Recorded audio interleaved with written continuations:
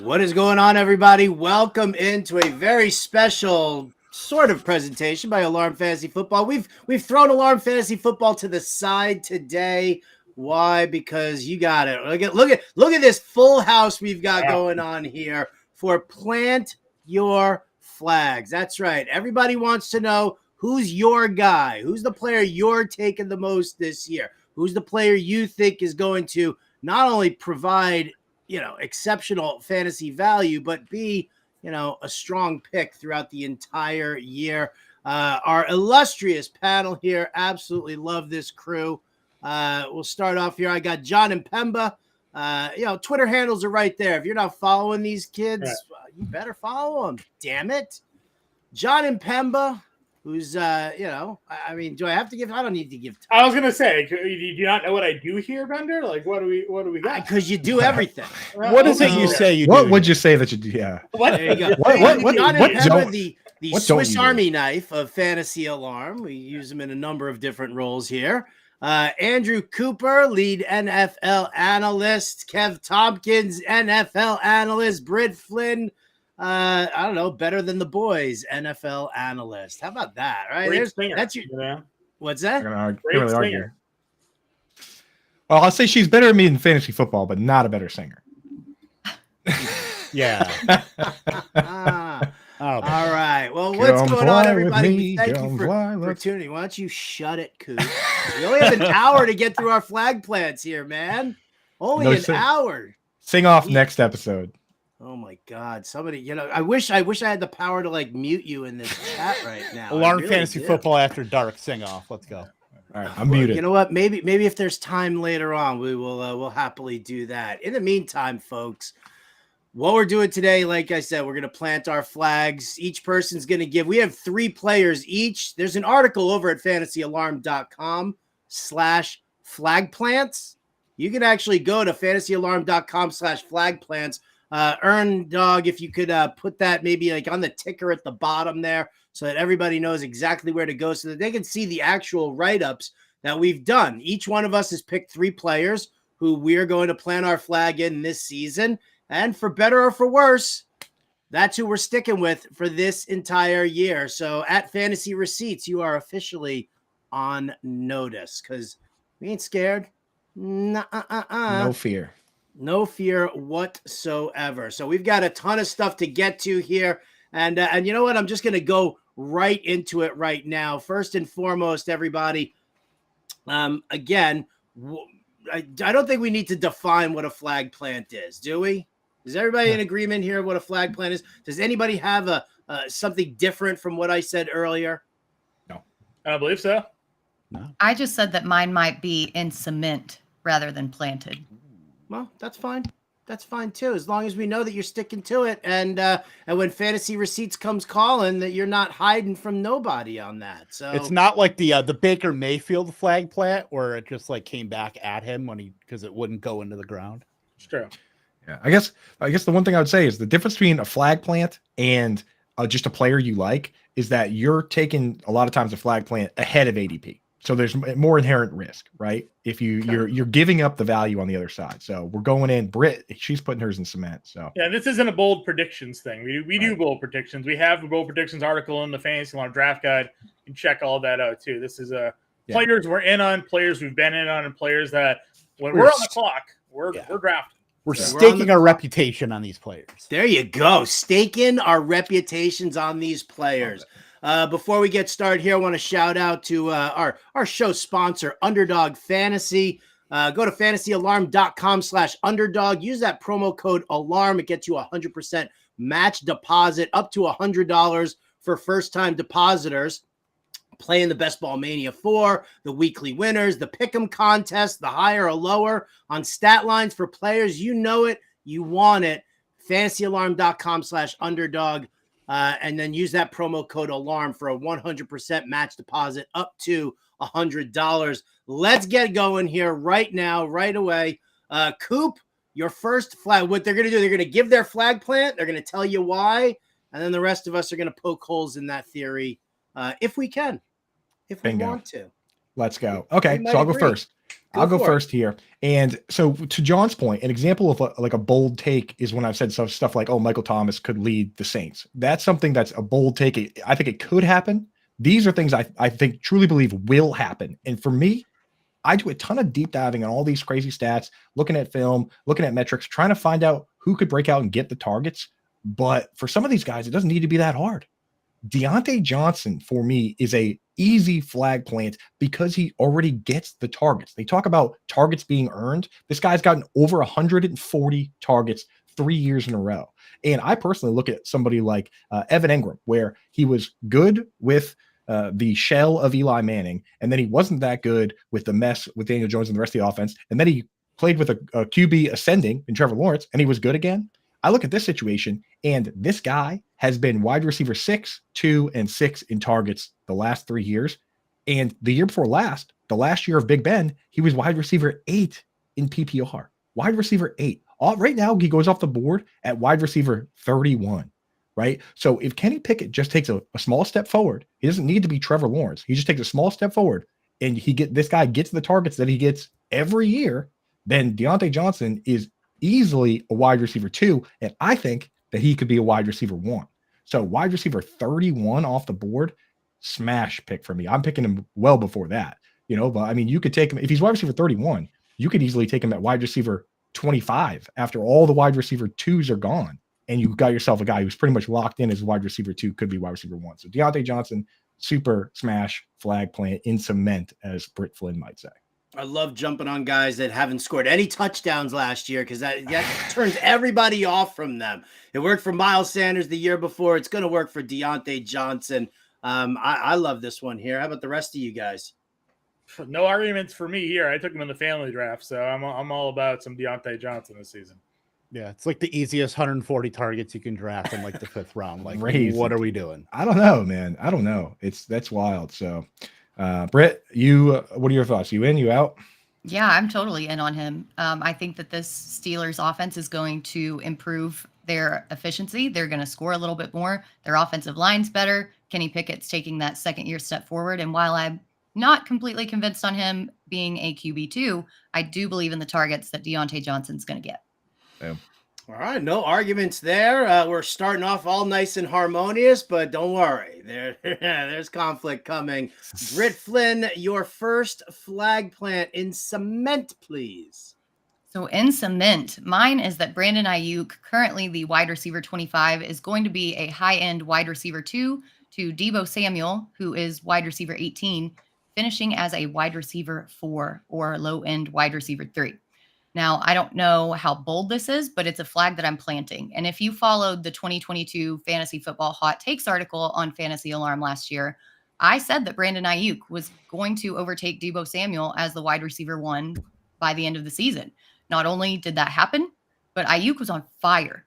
He's gotten better in this offseason. Deebo Samuel himself said that nobody can cover him in a phone booth. That's how much separation Brandon Ayuk gets. And I think with a game manager type quarterback like Brock Purdy, when Deebo Samuel is facing those contested catches and Brandon Ayuk is out there wide open, who's he going to pick? He's going to go to Brandon Ayuk, and he is going to smash in fantasy this year. Wow, Britt not only planting her Brandon Ayuk flag, but planting it on the grave of Deebo Samuel. I have to stay on brand. Yeah. By the way, it doesn't matter whether these aren't supposed to be bold, Britt. So don't worry about it. I have one later on that's the least bold flag plant possible. So this isn't about being bold. This is about being right about your guys. So Brandon Ayuk, who I keep drafting every time I go bully RB, he ends up being my wide receiver 1. I got no issues here. How about the rest of you kids? I'll point one thing out. When you go over to the underdog higher or lowers, they actually have Ayuk ahead of Deebo for receiving yards and touchdowns in virtually every stat.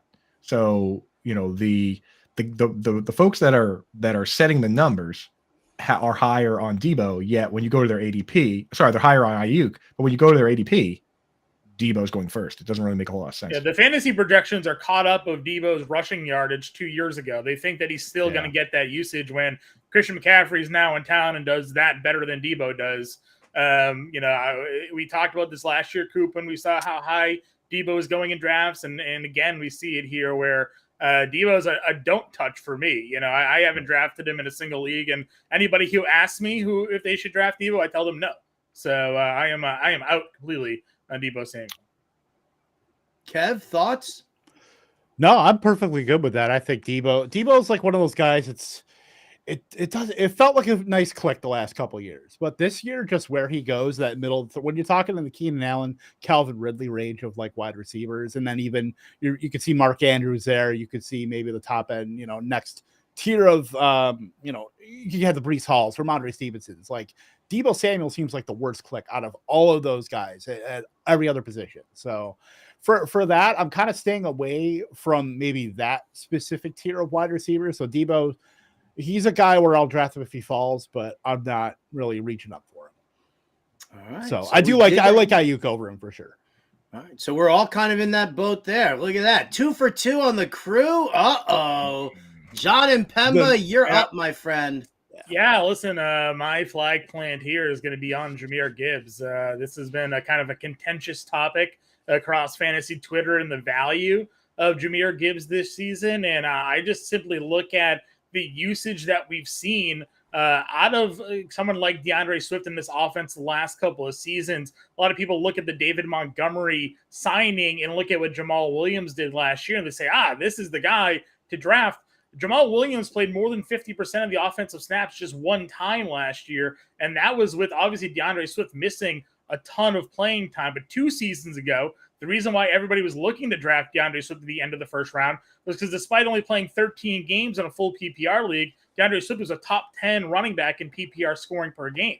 Now you're looking at Jahmyr Gibbs, where everybody is telling me that his elite skill is at receiving the football. We know that Jared Goff is looking to throw down, and he doesn't need an elite number of rushing yards to be a top 10, top 12 fantasy football running back purely because of his pass catching upside. And you can go back and look at similar running backs that have sort of a potential profile and situation in terms of how this offense may be used. When you look at Alvin Kamara's rookie year at Mark Ingram, where Ingram had over 1,100 yards and double-digit touchdowns, and Kamara came in with a little over 700, but had 800 yards receiving.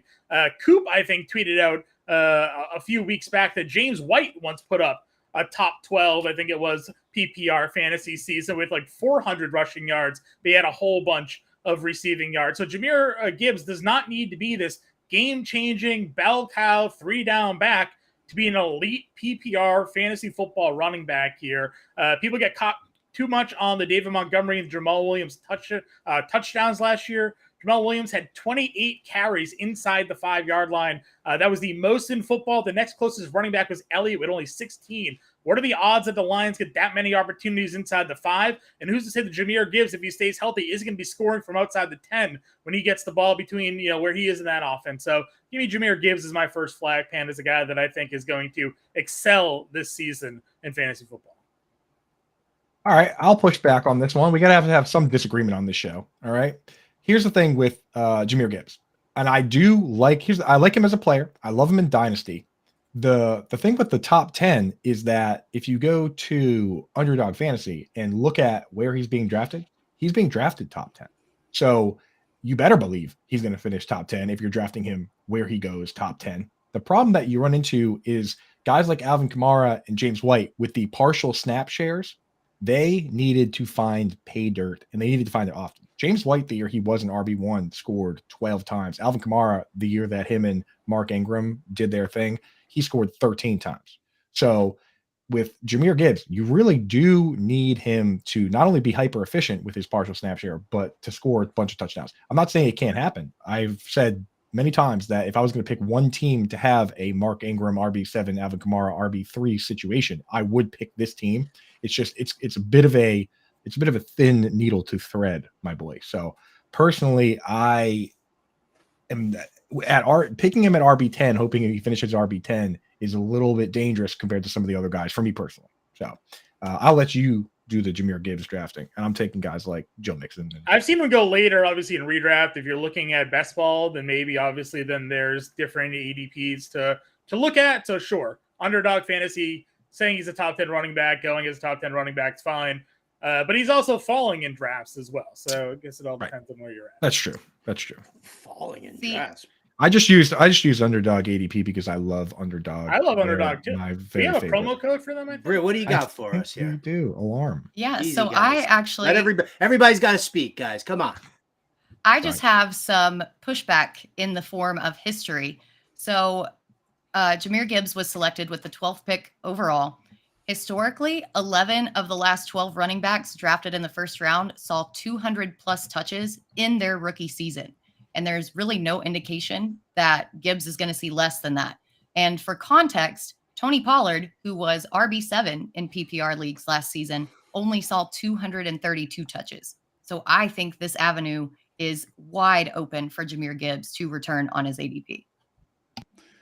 Yeah, and as far as Gibbs goes, like I have no problem with Gibbs. Trust me, I love the young, sexy rookies as much as anybody, even probably way more than anybody else. But I mean, if Bijan Robinson wasn't in this draft, if he wasn't a rookie as well, like we'd probably be taking Gibbs earlier. And him at RB10 and underdog is like I love him, but it seems kind of wild considering it's a half-point PPR site when we're talking about NFC and things like that are full PPR FFPC.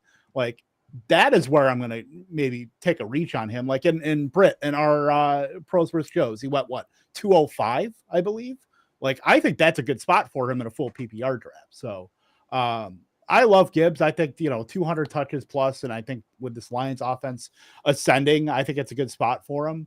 I think his ADP, I want to say it's high. I mean, it's high for underdog, but I think where you're really going to get the value is in full PPR formats.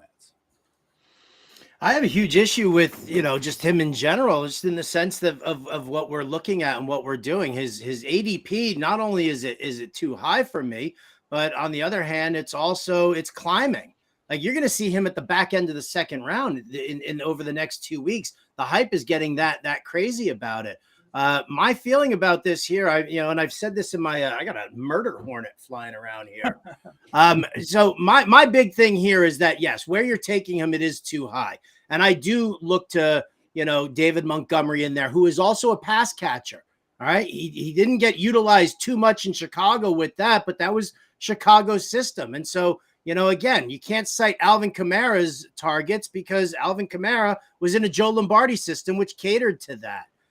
You have to look at like individual players within the systems, and this system doesn't really scream heavy pass catching, heavy, targets to the running backs. They say that Jahmyr Gibbs is going to line up in the slot. Okay, fine. That takes Amon-Ra St. Brown out of the slot, which is where he was most productive last season. So why do we want to, do that? Why do we want to take that out of the, take Amon-Ra out of his comfort zone to throw in Jahmyr Gibbs there? My big concern here is that we're overdrafting him as a guy who could be Theo Riddick, could end up being, I'm sure that there are a ton of other pass catching running backs that we got all sorts of crazy hype about, but let's face it, they just never really delivered on the fantasy stuff. And if he's not going to be picking up rushing yards and it's only relying on receiving, well, then I have a hard time taking him as a running back where he's going right now.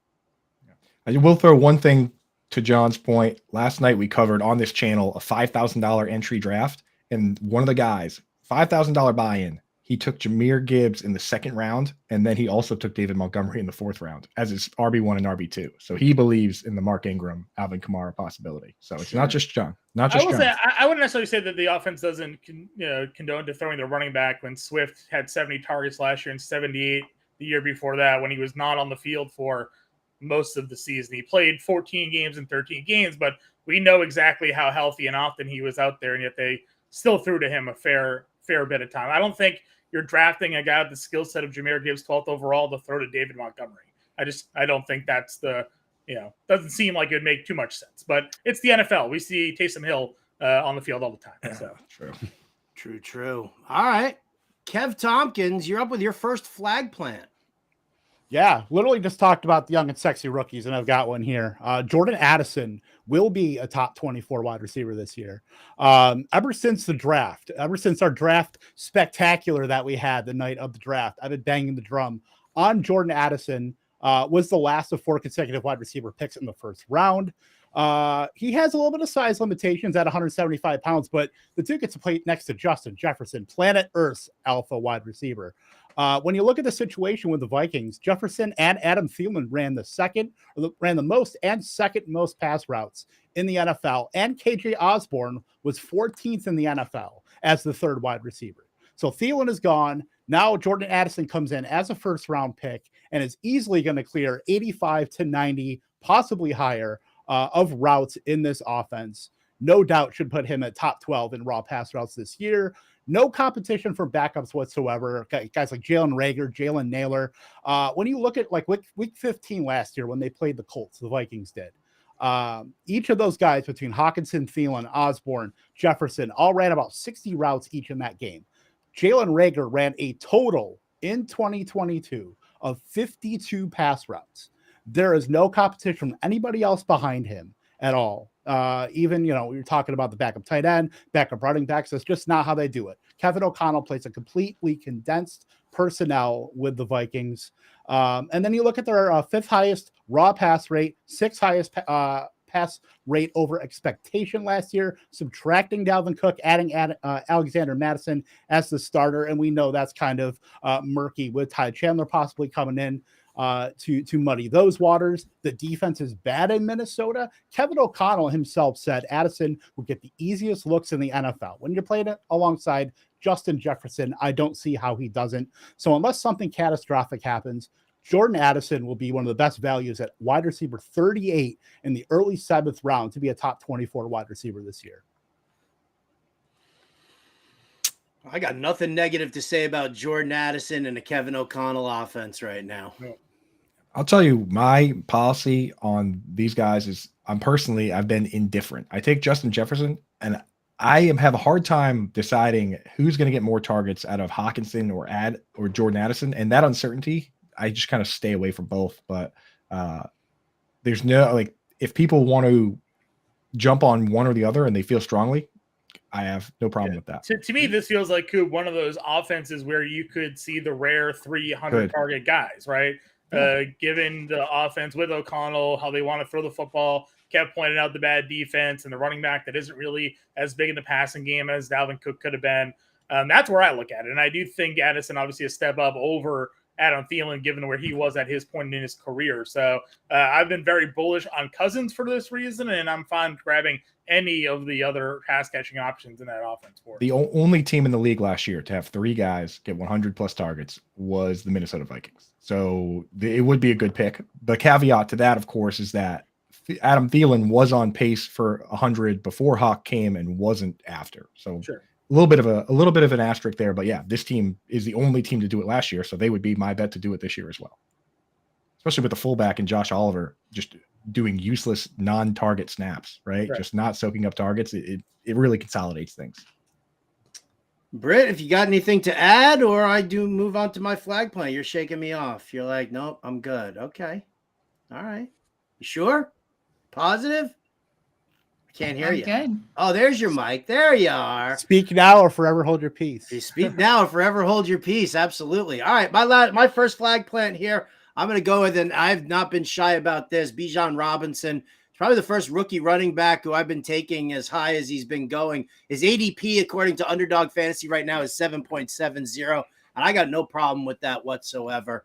Listen, Zeke Elliott came into the league as a rookie and absolutely dominated for over 1,600 yards. Granted, it was a different offense, but it was also an offense that didn't feed the run as much as Arthur Smith's going to do here in Atlanta. I've said it a million times. I'll say it a million times more. Arthur Smith loves to run the football. And even with Tyler Algier, hanging around there, they did not take him 8th overall in the NFL draft in order to have Tyler Algier get that big of a share. Maybe he serves as a complimentary back, helps kind of, run out the clock late in the game. Who knows? But Bijan Robinson, as advertised, he'll be in the passing game as well as in the running game. So I'm 100% in on Bijan. I am not shy about taking him early first round, no doubt. Yeah, I'll just go on record and verbally retweet all of that. I love Bijan. The fact that he fell to 13th in the Queen's Classic is just mind-boggling to me because this guy's absolutely going to smash And I think that he can make a case for RB1 overall. Yeah, I've made this mistake before in the past where I said Saquon Barkley's a rookie. I'm not drafting him. And then I was completely wrong. So I'm just not going to make that mistake again. I'm willing to take, there's 5 running backs I love. I'm willing to take any of them in the first round. And Bijan is absolutely one of them. I have him at 3, I think. That Yeah, boy's good. That's all I got.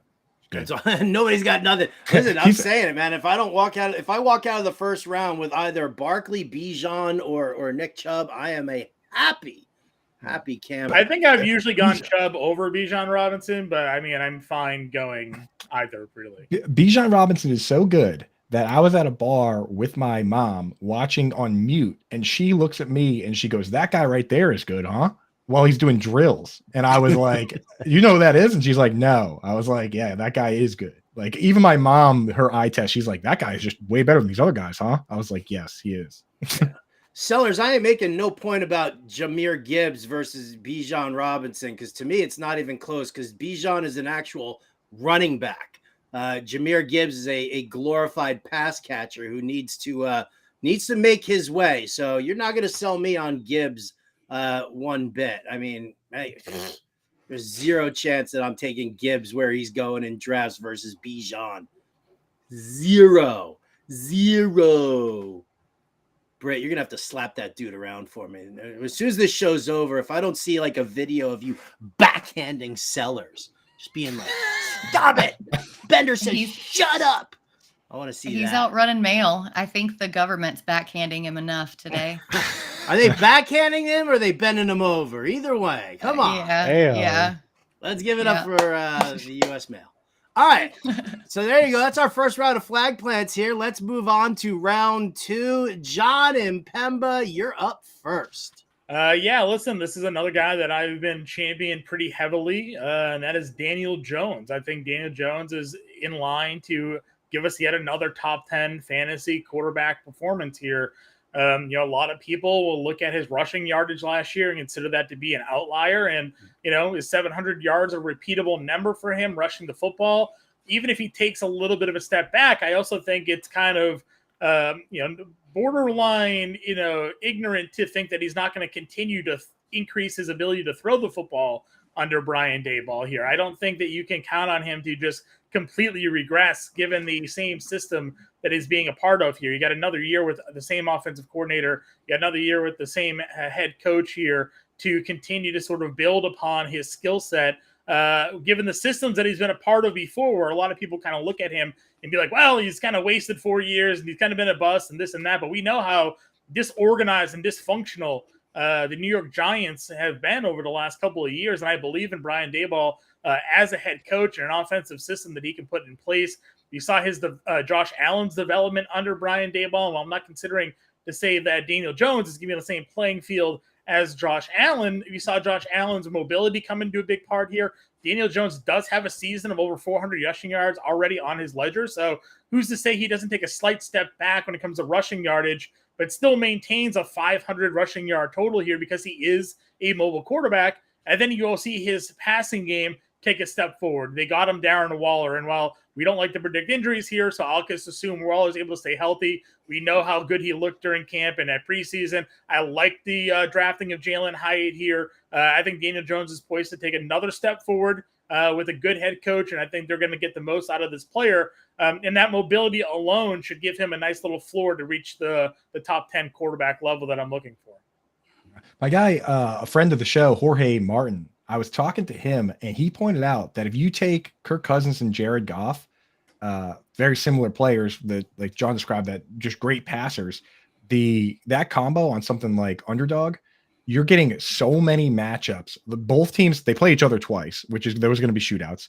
They both play the Chiefs. They both play the Chargers, right? You're getting all these crazy matchups. So just waiting and doing something like that, you can draft 2 QBs that aren't even going in the top 12 and potentially have just shootouts all year long. And even in redraft, like the way the schedule matches up, you could start Goff week 1 versus the Chiefs, and then week 2 you start Cousins versus the Chargers. So I kind of like that. I'm coming around on drafting those guys. But Daniel Jones isn't going to put up a 4-point game like Kirk Cousins. Like John said, that rushing floor is a very, very safe bet when you're going with him. You don't have to worry about that boomer bust situation with him like you do Cousins or even Goff for that matter. Yeah. Daniel Jones, man, but what worries me is like the touchdowns. How many touchdowns is he going to throw? I have trouble drafting Jones just because the guy's going around him. How many touchdowns do you think Daniel Jones throws? 25. That would be great. That would be the most he's ever thrown. I mean, you really think he's only going to throw 15? I mean, again, He's like not John right. said, second year the learning the argument. system. He's got, a new weapon in Darren Waller. Granted, the receivers aren't that great, but I mean, I don't know, man. I mean, even Lamar Jackson in his second year actually, threw plenty more touchdown passes in that second season. Well, underdog on the pick'em has him right around 17. So that's a good pick'em bet. I'll take Daniel higher. Jones threw 24. Pick him higher. So he threw 24 touchdowns as a rookie. So it's not, and then we've seen the disaster that has been the Giants offense really since then. I'm just a big believer in good coaching brings the best out of players. We see that with Bill Belichick and the Patriots scoop. He's taken, Cole turned him into diamonds more often than not. And I believe Daboll, being a pretty legitimate offensive mind and head coach in this league, is going to get the best out of Daniel Jones here. Fine. Have I ever led you wrong at quarterbacks? No, that's why it hurts, because you continue to convince me to grab Daniel Jones, even though he goes right with the Cousins and the Genos and the Goffs that I like. But all right, I'm in. Let's go. Daniel Jones. I'd much rather have Daniel Jones than the Cousins and the Genos and the Goffs. Oh my God. Fine. Anyone else? Daniel Jones going Like sold. I was going to say, just any, if he could throw over, get in like the 3,500 range, throw 25 touchdowns, and maybe get down to 600 yards from 700 that he has last year, he might be top 6. There you go. Fine. Just saying, it's in the range. It's doable. It's not like not like a pie in the sky thing either. Right. Yeah, right. The rushing makes all the difference in that group. Yeah. So okay. Scott Frankel says he'll bet anybody that Jones over 20 touchdown passes. Yeah, we're not against that at all. Crab Benedict. Kev, your next flag plant, my friend. Absolutely. We just talked about one Atlanta Falcon. Let's talk about another who I think is primed for a second-year breakout, even further than what he did last year, because last year was fantastic. It's Drake London, who I think finishes as a top 12 wide receiver this season. Now, we know Arthur Smith has done some very dumb things with his skill position players, Kyle Pitts, but I think he's done Drake London right as a rookie. Over 115 targets, 85% routes on the season, 2.07 yards per route run, 29% target share, certainly inflated because of the poor passing volume at Atlanta. But the 4 games that London played with Desmond Ridder, he averaged 9 targets, 83 yards per game, wide receiver 18 in that span. And then with Ridder, in his 4 starts, they went up by 6 passing attempts a game, the team did, over Marcus Mariota. So I think the offense, kind of that perception of the Atlanta Falcons is still keeping his price down a little bit in that wide receiver 2, wide receiver 3 range on Underdog, currently going as wide receiver 23. So while they have toyed with Pitts, the Falcons have, into kind of making him a blocker, maybe they're going to take him out on jumbo packages. The one guy that's not coming out is Drake London. So we can have some more touchdown regression as well. Certainly positive. Looking at from a team perspective, Atlanta threw the ball 412 times last year. They can add 100 with that, with a full season of Ridder. It doesn't seem like a lot because we're only getting up to 515 pass attempts. That would have been still bottom 8 in the league. But 100 pass attempts is 100 pass attempts. You add 25 of those to London, assuming a 25% target share, and you're looking at flirting with the top 10. And so if this offense takes a step up under Desmond Ridder, I think you can see a true breakout from Drake London this year. And I'm looking at that as a top 12 play. If you look at what London did with Desmond Ridder in those final 4 games that Ridder started, he averaged 83.5 yards per game, which would have put him in like the top 8 of all wide receivers if that had been season long.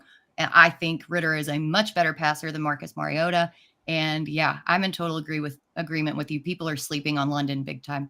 Yeah, and with a strong, powerful ground game, like that's the thing. Like you looked at the end of last year, Tyler Algier was was, a monster late in the season, and that opened things up for Drake London that much more. So I can dig that one. Coop, Yep. John?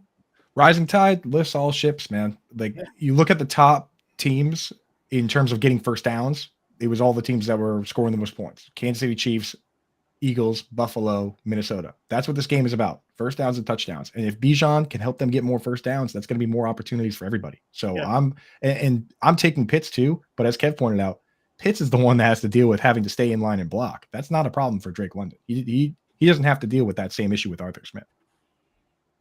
I don't have any shares of London yet, but it's not a guy I'm avoiding. There's just someone in that range that I've been drafting more often than that. But I think Heineke might actually be better for that passing offense than Ritter if that swap was to ever make happen.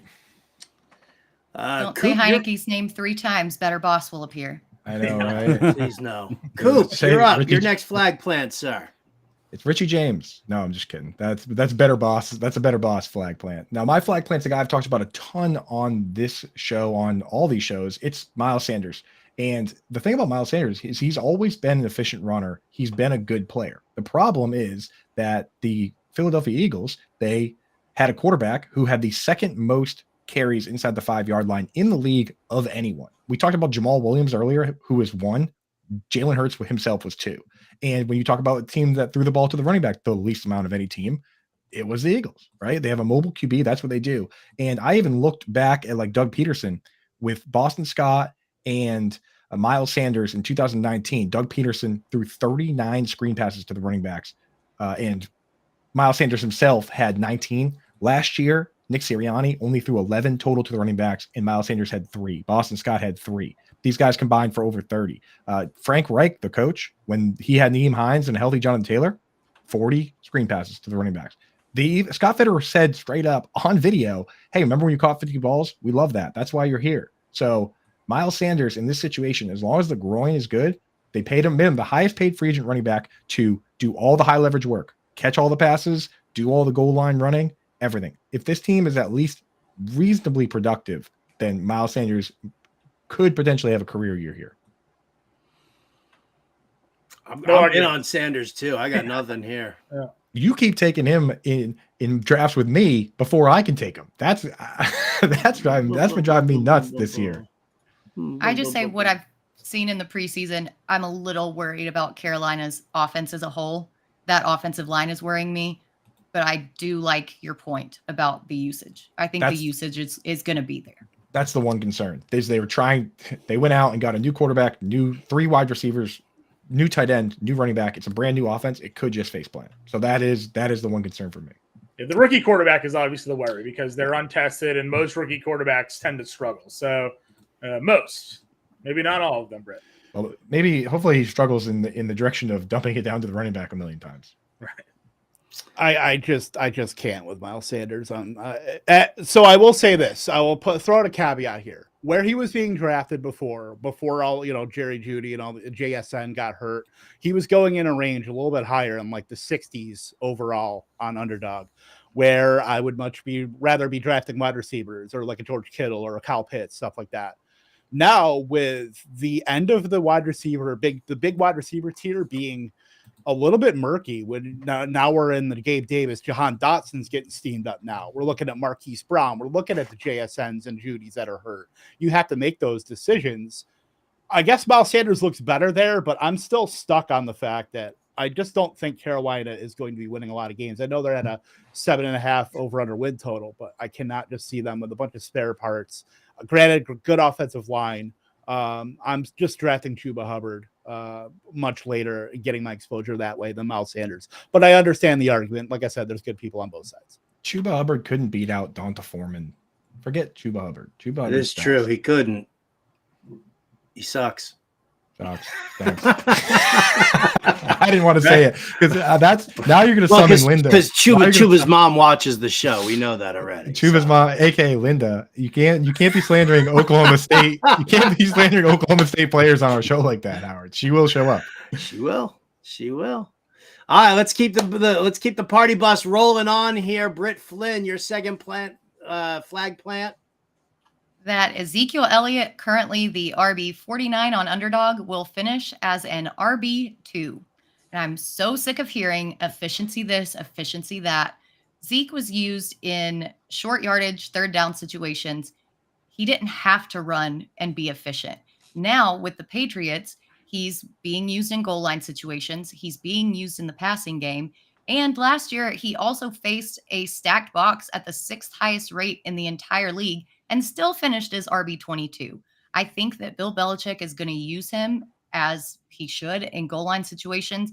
That touchdown equity alone is going to buoy him up, and getting a return of 25 running back spots is music to my ears. I'll let the resident Patriots guys kind of throw in here if you have anything. John? I mean, I don't really have much because they did like to use both running backs, both Damian Harris and Ramondre Stevenson. And we know, as you mentioned, the efficiency that Ezekiel Elliott had in those short yardage games. And Coop liked to point out a lot of times, yards per carry wise, Elliott's yards per carry is going to obviously be a little bit lesser than Tony Pollard, because Elliott was getting all of those short yardage, runs and in the goal line runs, and it just kind of kills your overall average there. But he was very good at converting in those short yardage situations, is something that Ryder Stevenson at times had struggled with. My biggest worry is that the Patriots offensive line is absolute garbage. And then Coop and I ran down their schedule on Wednesday's Quick Out show.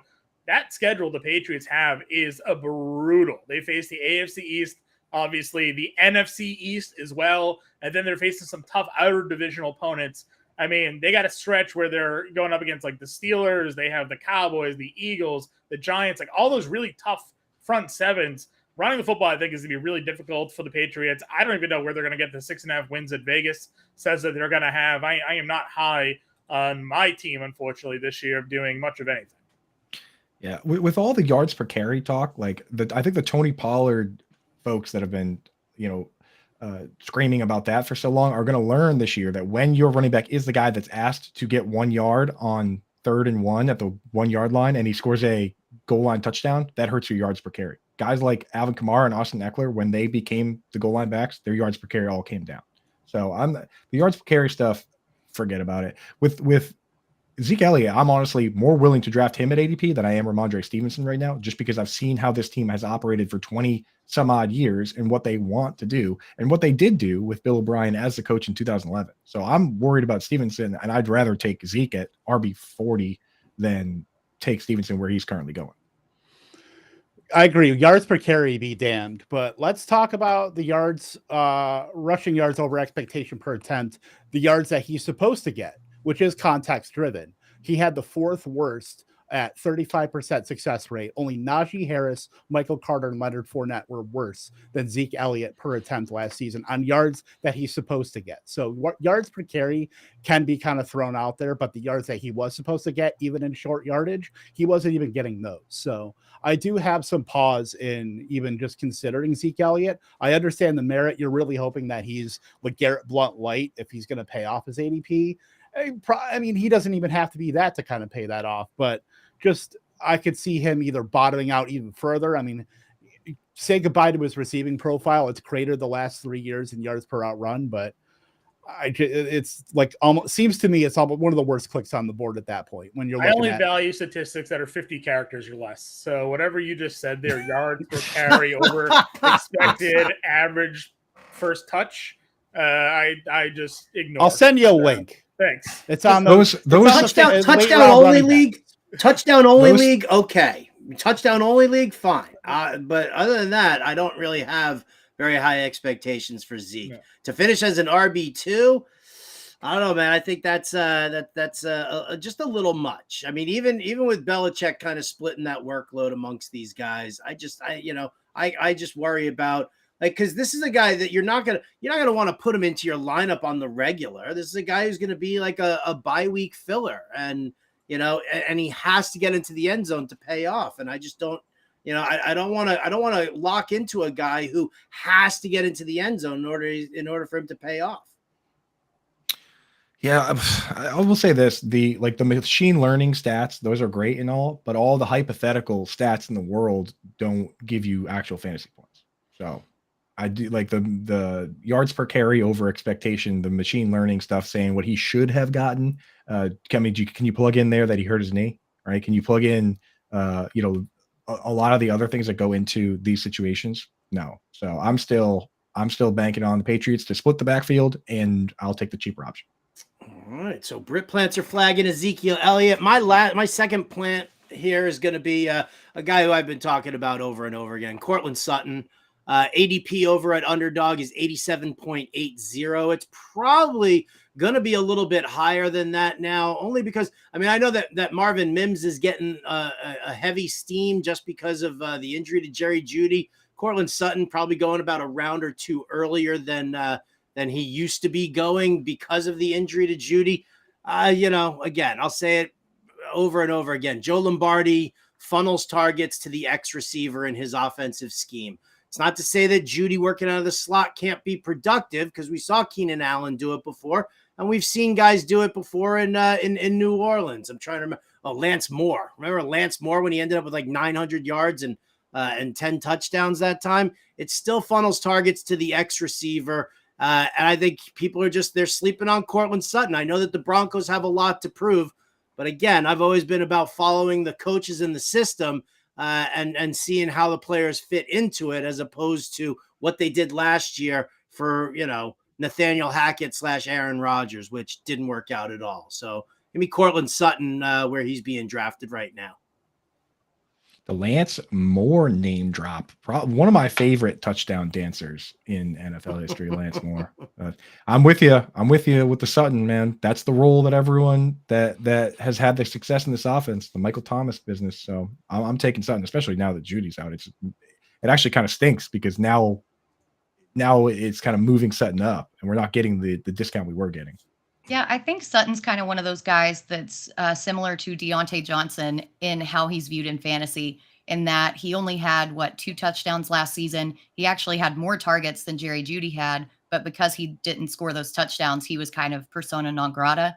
Now in this offense, I think that he's going to have a role. Although I do still think that Jeudy, had he not been injured, would have been the guy. I'm bullish on everybody bouncing back into Endra this year anyways. So I'm all for it. There's adults in the room now. Sure. I don't understand what that even means, Kev. I mean, getting rid of Nathaniel Hackett's out. Oh, Payton's in there. Yeah, like, a guy that doesn't need an extra coach to watch the clock for him usually does. Hey, that's my OC you're talking about now. Yeah, good luck. Good luck. So I was like the Adam Gase hiring was just, oh man. All right, so there we go. Those are our second flag plants here. Let's go around the room here because we're running short on time. We'll go around the room. You'll name your flag plant. You'll give your spiel, and then we'll just go in order here of each one's flag plants. And then at the end, if you want to shit on somebody's choice, which I'm sure one of us will, then you can do it. So I'll start off here with Kev Tompkins.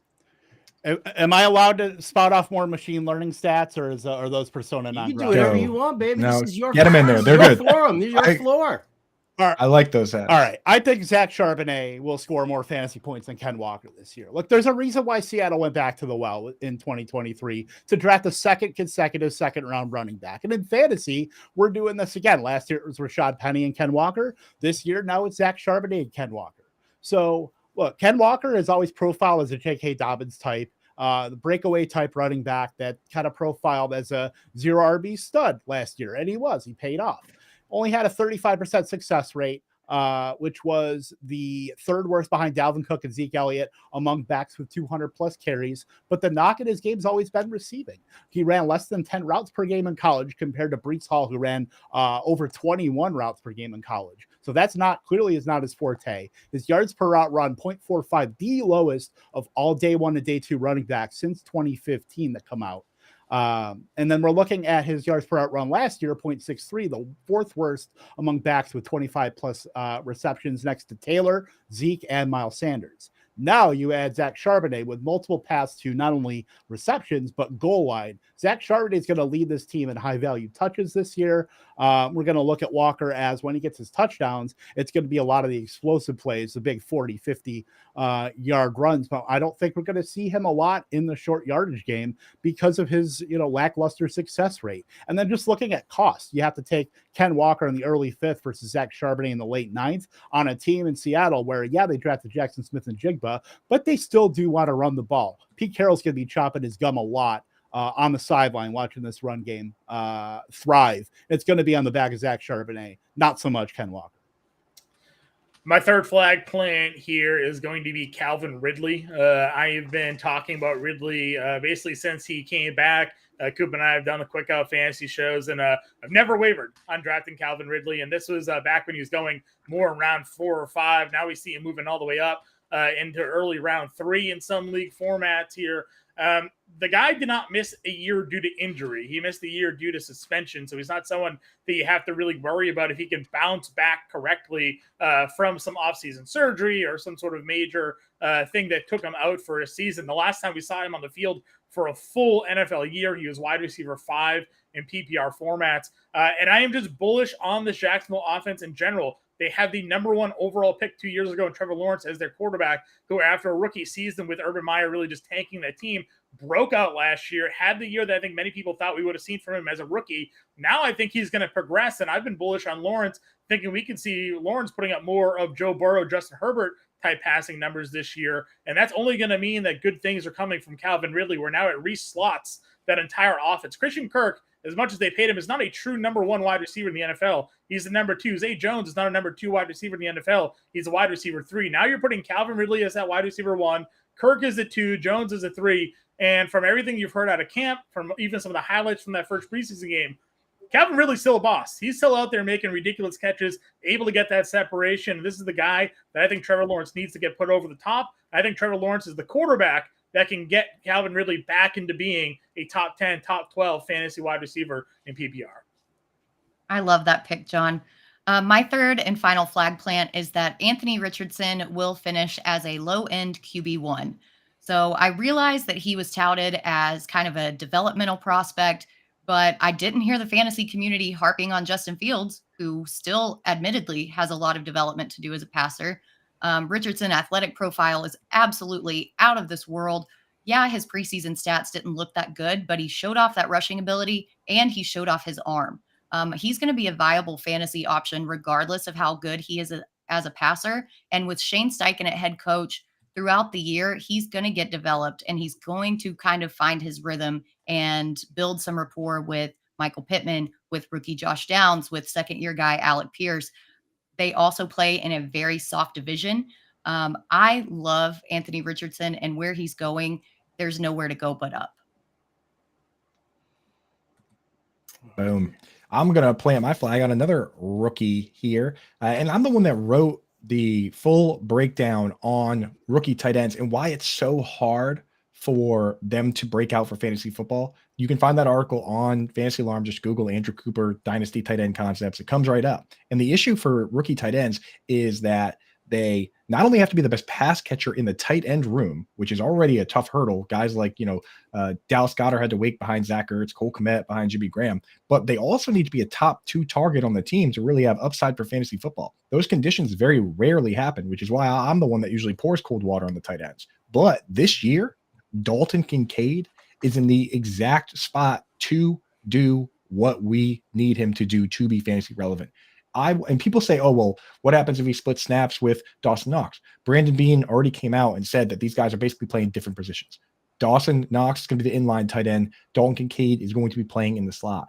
And even if he doesn't play 100% of the snaps from the slot, I watched Cole Beasley at age 30, 31, and 32 play 68, 63, and 58% of the snaps in those years. And in all 3 years, he had back-to-back 100-plus target seasons. Anything that Cole Beasley can do with Josh Allen, I am confident that first-round pick that they traded up for Dalton Kincaid can do as well. So I'm taking that guy in virtually every draft. Even if I take a guy like Darren Waller, I'll circle back and take Dalton Kincaid. But a lot of times I just wait and take Kincaid and maybe throw another boring guy on the bench just in case. But this guy, I'm taking him in pretty much every league because he's one of the rare not even just rookies, but tight ends in general that could be a top 2 target on a high volume offense. All right, my last flag plant, and here we go. Just for Chris Medich in the chat, a flag plant's a player that we're in on 100%. We recommend that you draft this player. We are taking this player either at his ADP, maybe even a little bit early, because we really want this guy. My last flag plant is going to Brandon Cooks, wide receiver for the Dallas Cowboys, ADP of 84.80. I got to tell you, I think that, everybody kind of underestimates Cooks in a lot of ways. 6 out of the last 8 seasons, it's 1,000 yards, minimum of 5 touchdowns. He thrives even more when he's the number 2 and he's, and somebody else is drawing away the top coverage. We saw him, excel in New Orleans as the secondary receiver. And then all of a sudden, the Rams tried to make him a featured receiver. No, they got Cooper Kupp there also. So Cooks was doing well there. When he was on his own in New England, it didn't work. They didn't really have anybody, and he didn't fit that whole scheme. Now we're sitting here and we're looking at Brandon Cooks as the number 2 wide receiver in Dallas, next to CeeDee Lamb. No Dalton Schultz over there. Not sure what the tight end situation is. Michael Gallup is the wide receiver 3. Brandon Cooks is going to eat up some serious targets. I think I'd be very surprised. I think I actually said it on one of the shows that this foam football in my hand right now, this one here, I will eat it if Brandon Cooks does not come away with 1,000-yard season this year. I will eat it on camera. So from Underdog Fantasy, 84.80 ADP, yum, give me some. I'm all in on Brandon Cooks. Be sure that's not a peep there, vendor? 100% positive. Okay, just check. Oldest trick in the book. A reminder here before anybody wants to crap on somebody else's flag plant there, fantasyalarm.com/underdog. All right, that's it. Use the promo code ALARM. It gets you 100% match deposit for first-time depositors.